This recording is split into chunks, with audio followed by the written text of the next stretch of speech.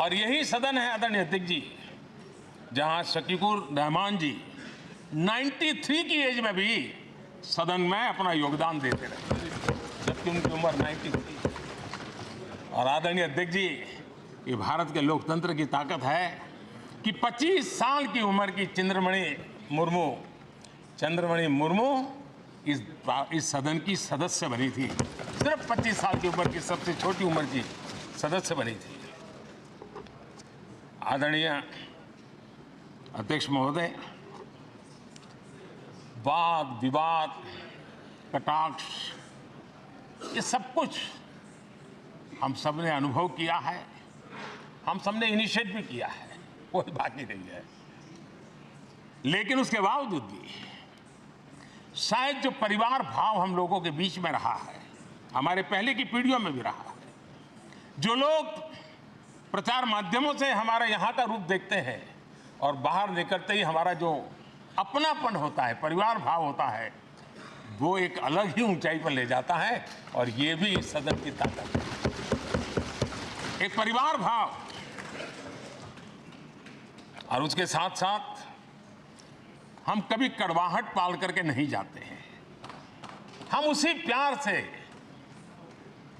सदन छोड़ने के कई वर्षों के बाद भी मिल जाए तो भी उस प्यार को कभी भूलते नहीं है, उस स्नेह भरे याद दिनों को भूलते नहीं है। वो मैं अनुभव कर सकता हूं। आदरणीय अध्यक्ष जी, हमारे पहले भी और वर्तमान भी हमने कई बार देखा है कि अनेक संकटों के बावजूद भी, अनेक असुविधाओं के बावजूद भी सांसद सदन में आए हैं और उन्होंने शारीरिक पीड़ा भी असह्य हो तो भी सदन में एक सांसद के रूप में, जनप्रतिनिधि के रूप में अपना कर्तव्य निभाया है। ऐसी अनेक घटनाएं आज हमारे सामने हैं। गंभीर गंभीर बीमारियों के बावजूद भी कोई व्हीलचेयर में आना पड़ा, किसी को डॉक्टरों को बाहर खड़े रख करके अंदर आना पड़ता, लेकिन सभी सांसदों ने कभी न कभी इस प्रकार से अपनी भूमिका निभाई। कोरोना काल हमारे सामने उदाहरण है। हर परिवार में रहता था कहीं बाहर जाए तो मौत को बुलावा न दे दे, उसके बावजूद भी हमारे माननीय सांसद दोनों सदन में कोरोना काल के इस संकट की घड़ी में भी सदन में आए, अपना कर्तव्य निभाया। हमने राष्ट्र का काम रुकने नहीं दिया। आवश्यकता पड़ी, डिस्टेंस रखना भी था और बार बार टेस्टिंग भी करना पड़ता था। सदन में आते थे लेकिन मास्क पहनना पड़ता था। बैठने की रचना भी अलग अलग की, समय भी बदले गए। हर चीज के साथ राष्ट्र का काम रुकना नहीं चाहिए, इस भाव से सभी सदस्यों ने इस सदन को अपने कर्तव्य का महत्वपूर्ण अंग माना, संसद को चलाए रखा। और मैंने देखा है कि इस सदन से इतना लगाव लोगों का रहता है कि पहले कभी हम देखते थे कोई 30 साल पहले सांसद रहा होगा, कोई 35 साल पहले रहा होगा, लेकिन वो सेंट्रल हॉल तो जरूर आएगा। जैसे मंदिर जाने की आदत होती है, वैसे उनको सदन में आने की आदत है। इस जगह का लगाव बन जाता है, एक आत्मीय भाव से जुड़ाव हो जाता है। और ऐसे बहुत से पुराने लोग हैं जो आते जाते में मन करता है जरा चलो एक चक्कर काटते हैं। आज उनका जनप्रतिनिधि के नाते दायित्व तो नहीं है, लेकिन भूमि के प्रति उनका लगाव हो जाता है। ये सामर्थ्य होता है इस सदन का। आदरणीय अध्यक्ष महोदय, आजादी के बाद बहुत बड़े बड़े विद्वान लोगों ने बहुत आशंकाएं व्यक्त की थी, पता नहीं देश का क्या होगा, चल पाएगा कि नहीं चल पाएगा, एक रहेगा कि बिखर जाएगा, लोकतंत्र बना रहेगा नहीं, 50। लेकिन इस देश की संसद की ताकत है कि पूरे विश्व को गलत सिद्ध कर दिया और ये राष्ट्र पूरे सामर्थ्य के साथ आगे बढ़ता रहा। और इस विश्वास से कि हम भले आशंकाएं होंगी, घने काले बादल होंगे, लेकिन सफलता प्राप्त करते रहेंगे। और ये हम सब लोगों ने हमारी पुरानी पीढ़ियों ने मिलकर के इस काम को करके दिखाया है। इसका गौरवगान करने का यह अवसर है। आदरणीय अध्यक्ष जी, इसी भवन में 2 साल 11 महीने तक संविधान सभा की बैठकें हुई और उसने देश के लिए एक मार्गदर्शक जो आज भी हमें चलाता है, हमारे संविधान दिया। और 26 नवंबर 1949 को जो संविधान हमें मिला वो 26 जनवरी 1950 को लागू हुआ। इन 75 वर्षों में सबसे बड़ा जो अचीवमेंट है वो ये है कि देश के सामान्य मानवी का इस संसद पर विश्वास बढ़ता ही गया है। और लोकतंत्र की सबसे बड़ी ताकत यही है कि इस महान संस्था के प्रति, इस महान इंस्टीट्यूशन के प्रति, इस व्यवस्था के प्रति उनका विश्वास अटूट रहे, विश्वास उनका बना रहे। इन 75 वर्षों में हमारी संसद ने जन भावनाओं की अभिव्यक्ति का भवन भी बना दिया। यहाँ जन भावनाओं की पुरजोश अभिव्यक्ति और हम देखते हैं राजेंद्र बाबू से लेकर डॉक्टर कलाम, रामनाथ जी कोविंद और अभी द्रौपदी मुर्मू जी, इन सब के संबोधन का लाभ हमारे सदनों को मिला है, उनका मार्गदर्शन मिला है। आदरणीय अध्यक्ष जी, पंडित नेहरू जी, शास्त्री जी, वहां से लेकर के अटल जी, मनमोहन सिंह जी तक एक बहुत बड़ी श्रृंखला जिसने इस सदन का नेतृत्व किया है और सदन के माध्यम से देश को दिशा दी है। देश को नए रंग रूप में ढालने के लिए उन्होंने परिश्रम किया है, पुरुषार्थ किया है। आज उन सबका गौरवगान करने का भी अवसर है। आदरणीय अध्यक्ष जी, सरदार वल्लभ भाई पटेल, लोहिया जी, चंद्रशेखर जी, आडवाणी जी, न जाने अनगिनत नाम जिन्होंने हमारे इस सदन को समृद्ध करने में, चर्चाओं को समृद्ध करने के लिए, देश के सामान्य से सामान्य व्यक्ति की आवाज को ताकत देने का काम इस सदन में किया है।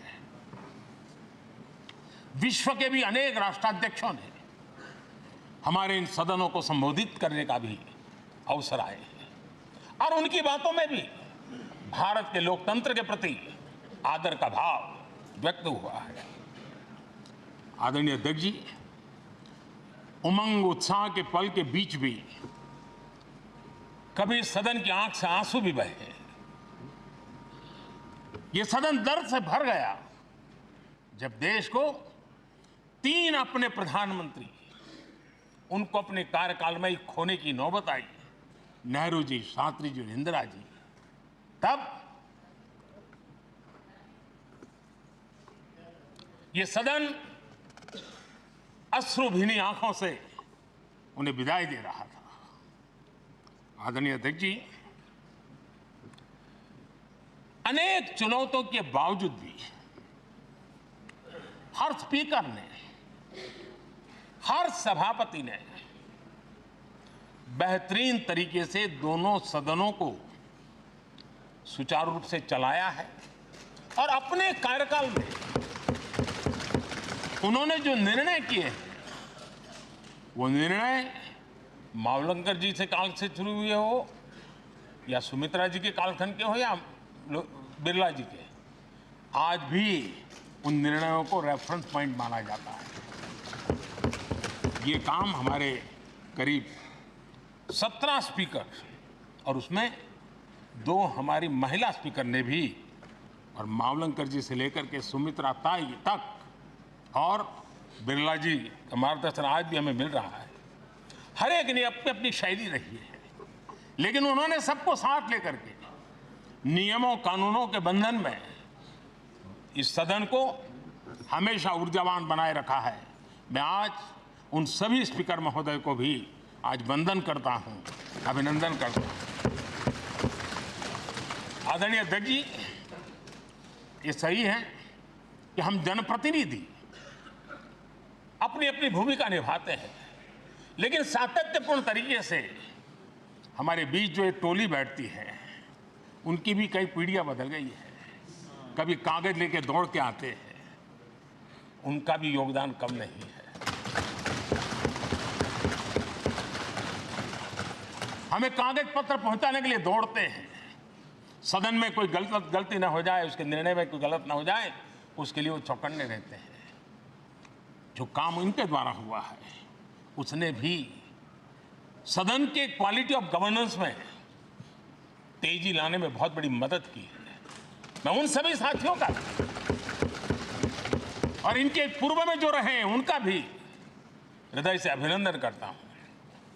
इतना ही नहीं, सदन मतलब ये खंड ही नहीं है, इस पूरे परिसर में अनेक लोगों ने, किसी ने हमें चाय पिलाई होगी, किसी ने पानी पिलाया होगा, किसी ने रात रात चली हुई सदन को, किसी को भूखा पेट रहने नहीं दिया होगा। कई प्रकार की सेवाएं की होगी। किसी ने माली ने इसके बाहर के एनवायरनमेंट को संभाला होगा, किसी ने इसकी सफाई की होगी। न जाने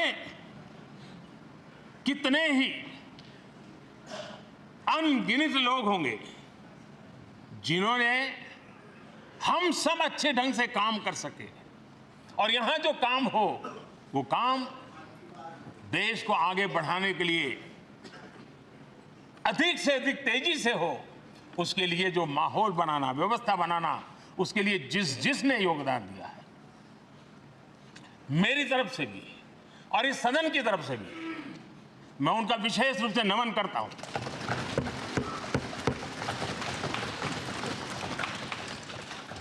आदरणीय अध्यक्ष जी, लोकतंत्र का ये सदन, आतंकी हमला हुआ, पूरे विश्व में यह आतंकी हमला एक इमारत पर नहीं था। ये मदर ऑफ डेमोक्रेसी एक प्रकार से हमारी जीवात्मा पर यह हमला था। ये देश उस घटना को कभी भूल नहीं सकता है, लेकिन आतंकियों से लड़ते लड़ते सदन को बचाने के लिए और हर सदस्य को बचाने के लिए जिन्होंने अपने सीने पर गोलियां झेली, आज मैं उनको भी नमन करता हूं। हमारे बीच नहीं है, लेकिन उन्होंने बहुत बड़ी रक्षा की है। आदरणीय अध्यक्ष जी, जब आज हम इस सदन को छोड़ रहे हैं, तब मैं उन पत्रकार मित्रों को भी याद करना चाहता हूं जिन्होंने जीवन में, कुछ लोग तो ऐसे हैं जिन्होंने पूरा जीवन अपने कार्यकाल में संसद के काम को ही उन्होंने रिपोर्ट किया है। एक प्रकार से वो जीवंत साक्षी रहे हैं। उन्होंने यहां की पल पल की जानकारी देश तक पहुंचाई, और तब तो ये सारा टेक्नोलॉजी अवेलेबल नहीं थी। तब वही लोग थे जो यहाँ की बात पहुँचाते थे, और उनका सामर्थ्य था वो अंदर की भी पहुँचाते थे और अंदर की भी पहुँचाते थे।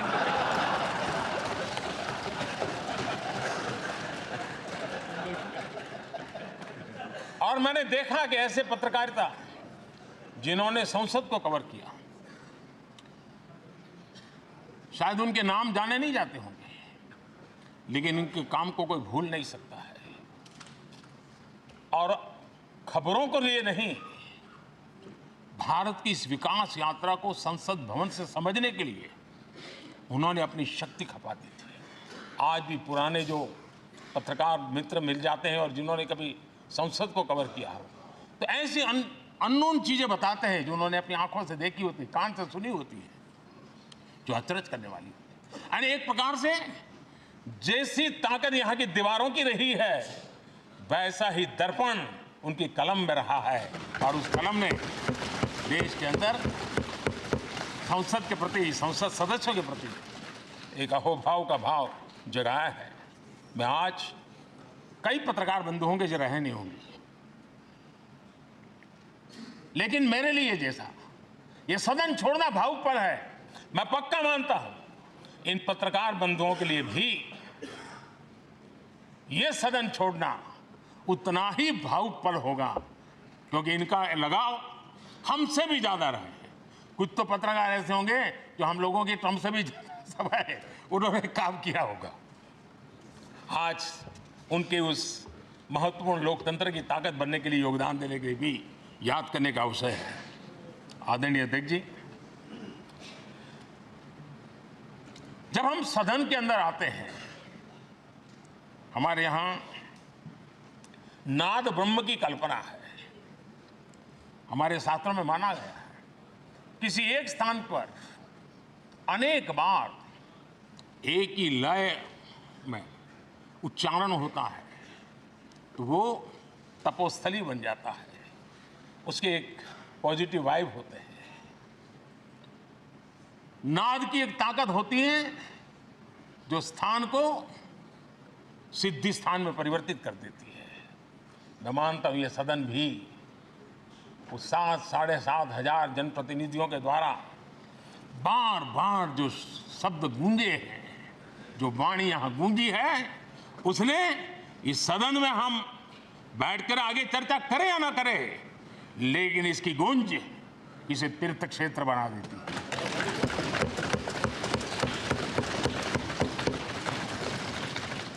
एक जागृत जगह बन जाती है और लोकतंत्र की प्रति श्रद्धा रखने वाला व्यक्ति आज से 50 साल के बाद भी जब यहां देखने के लिए भी आएगा तो उसे उस गूंज की अनुभूति होगी कि कभी भारत की आत्मा की आवाज यहां पर गूंजती थी।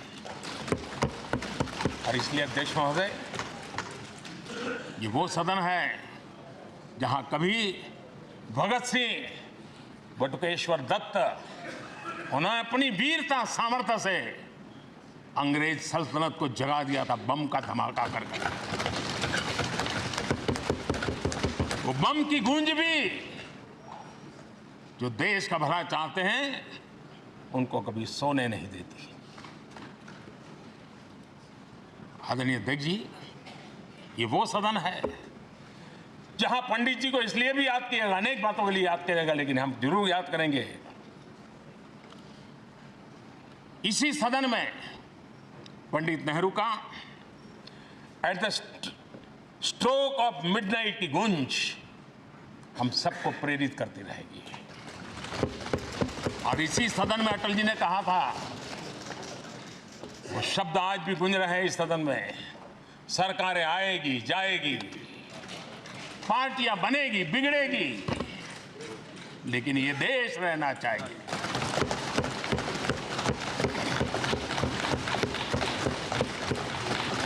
आदरणीय अध्यक्ष जी, पंडित नेहरू की जो प्रारंभिक मंत्री परिषद थी, बाबा साहब आम्बेडकर जी एक मंत्री के रूप में दुनिया की बेस्ट प्रैक्टिसेस भारत में लाने पर बहुत जोर दिया करते थे।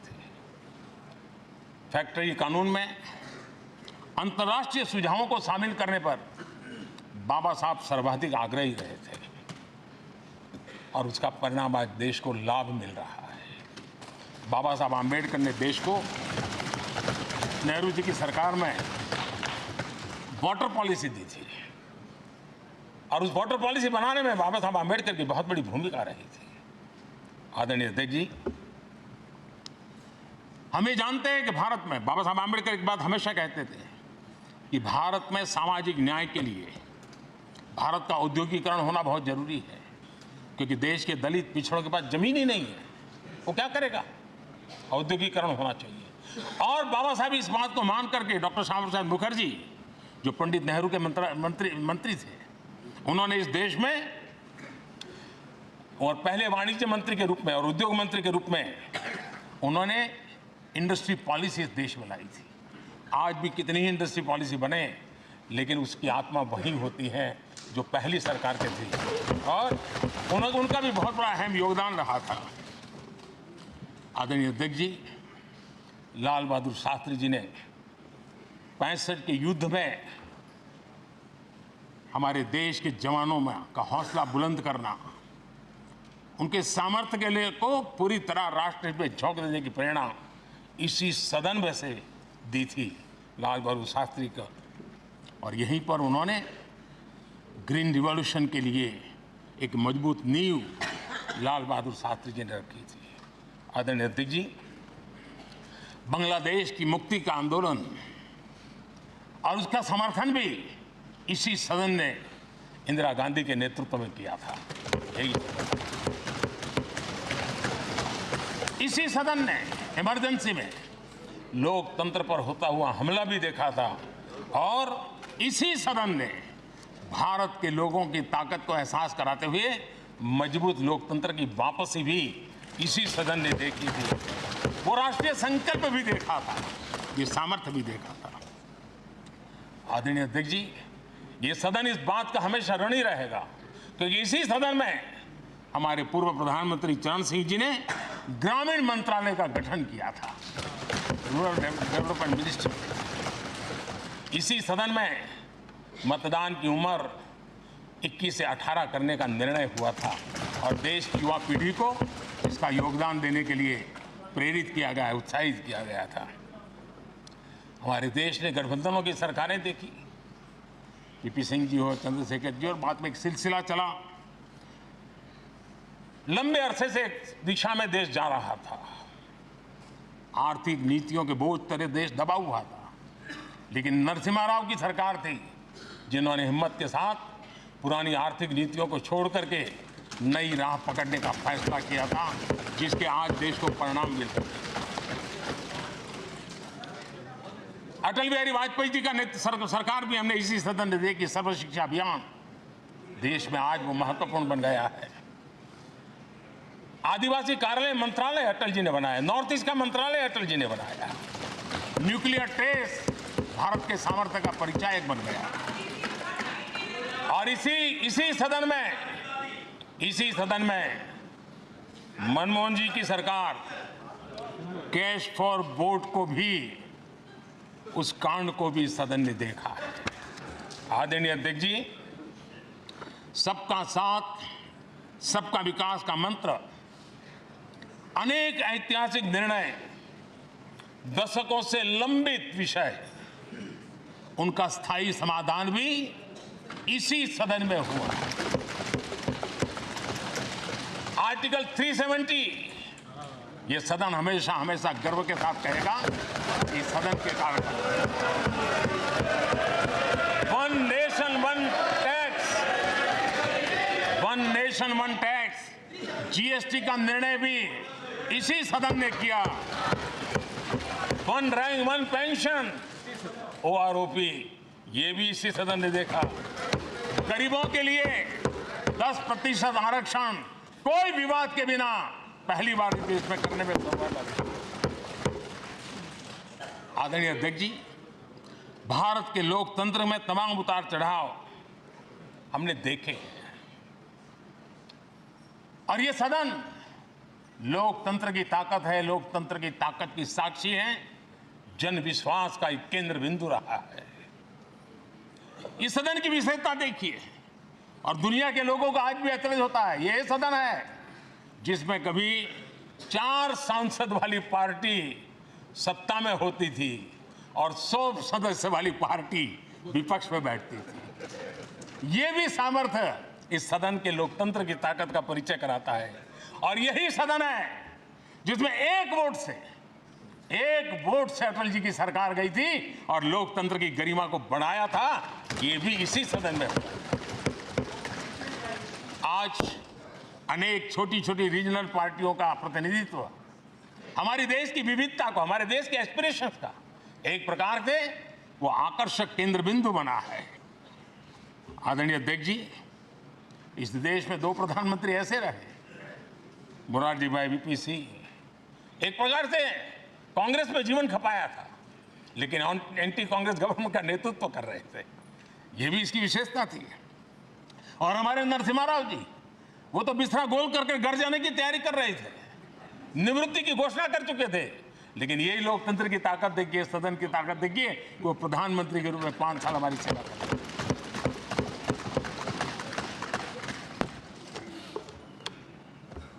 आदरणीय अध्यक्ष जी, सबकी सहमति से कठिन से कठिन कार्य होते हुए हमने देखे हैं। 2000 की साल थी, अटल जी की सरकार थी। इसी सदन ने 3 राज्यों का गठन सर्वस्वीकृति से किया और बड़े उमंग उत्साह से किया। जब छत्तीसगढ़ की रचना हुई तो उत्सव छत्तीसगढ़ ने भी मनाया, उत्सव मध्य प्रदेश ने भी मनाया। जब उत्तराखंड की रचना हुई तो उत्सव उत्तराखंड ने भी मनाया, उत्सव उत्तर प्रदेश ने भी मनाया। जब झारखंड की रचना हुई तो उत्सव झारखंड ने भी मनाया, उत्सव बिहार ने भी बताया। ये हमारे सदन का सामर्थ्य, सब सहमति का वातावरण बना करके। लेकिन कुछ कड़वी यादें वो भी हैं कि तेलंगाना के हक को दबोचने के लिए भारी प्रयास हुए, खून की नदियां भी बही और बनने के बाद न तेलंगाना उत्सव मना पाया न आंध्र उत्सव मना पाया। एक कटुता के बीज बो दिए गए। अच्छा होता उसी उमंग और उत्साह के साथ हम तेलंगाना का निर्माण करते तो एक नई ऊंचाई पर आज तेलंगाना पहुंच चुका होता। आदरणीय अध्यक्ष जी, संविधान सभा ने, आदरणीय अध्यक्ष जी, इस सदन की परंपरा रही है। संविधान सभा ने उस समय अपना दैनिक भत्ता 45 रुपये से कम करके 40 कर दिया था। उनको लगा हमें इसको कम करना चाहिए। आदरणीय अध्यक्ष जी, यही सदन है कैंटीन में मिलने वाली सब्सिडी, जो बहुत कम पैसे में खाना मिलता था, इसी सदस्यों ने उस सब्सिडी को भी खत्म कर दिया और पूरा पैसा देकर के अब कैंटीन में खाते हैं। आदरणीय अध्यक्ष जी, कोरोना काल में जब जरूरत पड़ी तो यही सांसद जिन्होंने एमपी लेड फंड को छोड़ दिया और देश को इस संकट की घड़ी में मदद करने के लिए आगे आए। इतना ही नहीं, कोरोना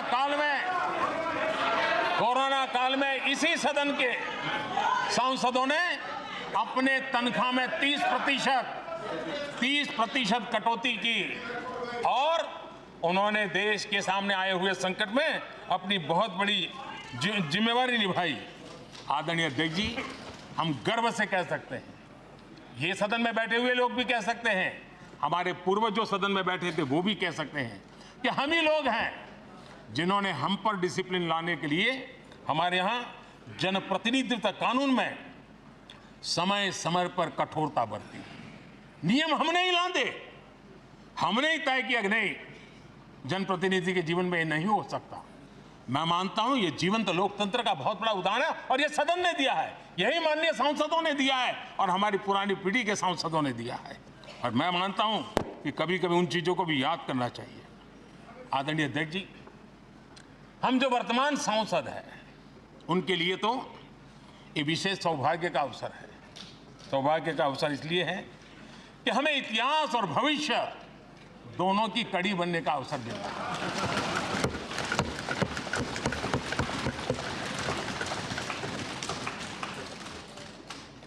कल और आज से जुड़ने का हमें अवसर मिल रहा है और आने वाली कल निर्माण करने का एक नया विश्वास, नया उमंग, नए उत्साह के साथ हम यहां से विदाई लेने वाले हैं।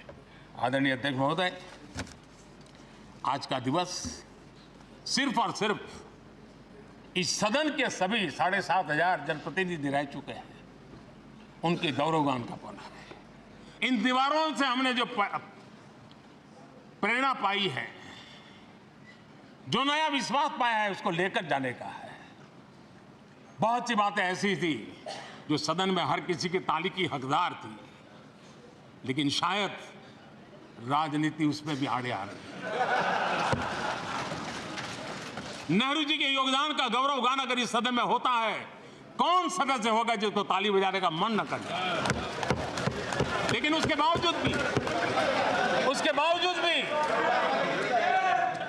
बावजूद भी देश के लोकतंत्र के लिए बहुत जरूरी है हम सब ने अपने यहां सोच लें। आदरणीय अध्यक्ष जी, मुझे पूरा विश्वास है कि आपके मार्गदर्शन में और इस अनुभवी माननीय सांसदों के सामर्थ्य से हम नई संसद में जब जाएंगे तो नए विश्वास के साथ जाएंगे।